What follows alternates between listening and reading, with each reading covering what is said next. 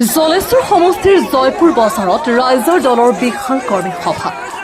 গোৱালপাৰা জিলাৰ জলেশ্বৰ বিধানসভা সমষ্টিৰ জয়পুৰ পুৰণি বজাৰত আজি ৰাইজৰ দলৰ এক বিশাল কৰ্মী সভা অনুষ্ঠিত হয়। সভাত মুখ্য অতিথি হিচাপে উপস্থিত থাকে ৰাইজৰ দলৰ সভাপতি তথা শিৱসাগৰ বিধায়ক অখিল গগৈ। সভাত অখিল গগৈ সহকৰ্মী আৰু সমৰ্থকৰ উপস্থিতিত ৰাইজক শপত বাক্য পাঠ কৰাই আগন্তুক 2026 চনৰ বিধানসভা নিৰ্বাচনত বিজেপিক পৰাভূত কৰাৰ লক্ষ্যৰে সংকল্প গ্ৰহণ কৰায়। সভাত অখিল গগৈ ৰাইজৰ দলৰ 5টাকৈ নিৰ্বাচনী ইস্তাহাৰ ঘোষণা কৰে। ভাষণত তেওঁ মুখ্যমন্ত্ৰীক তীব্ৰ সমালোচনা কৰাৰ লগতে বৰ্তমানৰ চৰকাৰৰ নীতি আৰু কাৰ্যপ্ৰণালীৰ ওপৰত ক্ষুৰধাৰ সমালোচনা কৰে। সংবাদ মাধ্যমৰ আগত অখিল গগৈ কয় যে ৰাইজৰ দলে এইবাৰ জলেশ্বৰ সমষ্টিৰ আসনৰ বাবে কংগ্ৰেছ দলৰ ওচৰত ইতিমধ্যে আবেদন জনাইছে। মিত্ৰতা হ'লে জলেশ্বৰ সমষ্টিত বন্ধুত্বপূৰ্ণ প্ৰতিযোগিতাৰে নিৰ্বাচনত অৱতীৰ্ণ হ'ব বুলি মন্তব্য কৰে। বৰ্তমানৰ জলেশ্বৰ সমষ্টিৰ বিধায়কৰ বিৰুদ্ধে ৰাইজে তীব্ৰ অসন্তোষ প্ৰকাশ কৰিছে বুলিও তেওঁ উল্লেখ কৰে।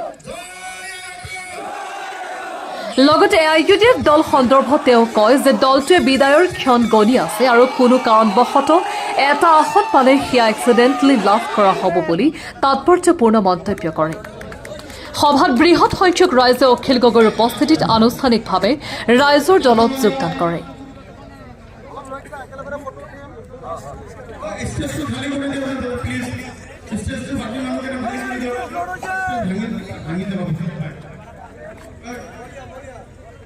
জলেশ্বৰ বিধানসভা সমষ্টিটো আমি ৰাইজৰ দলে বিৰোধী ঐক্য মঞ্চৰ পৰা আমি আশা কৰি ইতিমধ্যে জলেশ্বৰ সমষ্টিটো আমাক দিব লাগে বুলি অনুৰোধ কৰিছোঁ।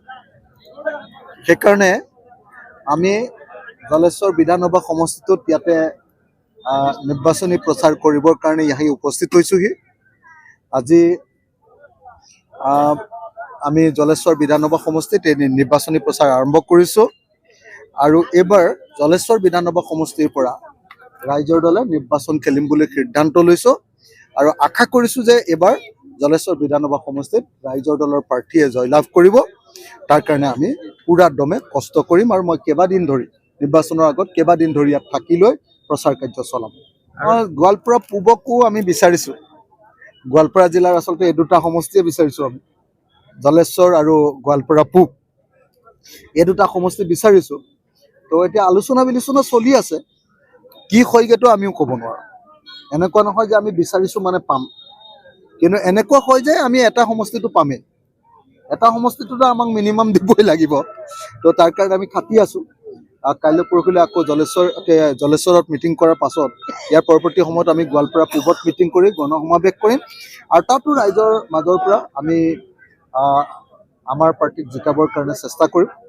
গতিকে এই প্ৰচেষ্টা অব্যাহত থাকে। আমাৰ কিবৰিয়া ভাই লাগি আছে আৰু চান্দালি মিয়া দাদাই, তেখেতসকল দুইজনে লাগি আছে আৰু দুইজনে সমানে কষ্ট কৰি আছে। তো দেখা যাওক, যাৰ বেছি ছাপোৰ্ট থাকিব, জনতাই যাক বেছিকৈ বিচাৰিব তেওঁলোককে আমি অতি সোনকালে চিলেক্ট কৰি দি দিম।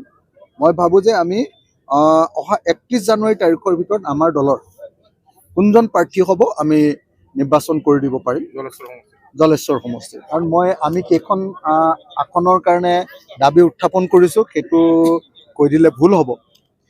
আমি ইতিমধ্যে কংগ্ৰেছ দলক তাৰ প্ৰাৰ্থী তালিকা দি দিছোঁ যে এইসকলে আমাৰ জলেশ্বৰত বা আমুকত খেলিবৰ কাৰণে আগবাঢ়ি আহিছে, এই সমষ্টিকেইটা আমাক লাগে। বৰ্তমান আফতাবুদ্দিন মোল্লা তেওঁজনক টিকেট বিচাৰিলে আপোনালোকে পাৰ্টিৰ কংগ্ৰেছে টিকেট দিয়ে আপোনালোকো দিব নে?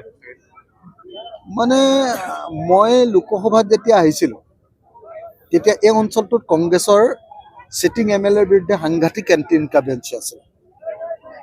সাংঘাতিক ধৰণে এণ্টি ইনকামবেঞ্চি আহিছিল।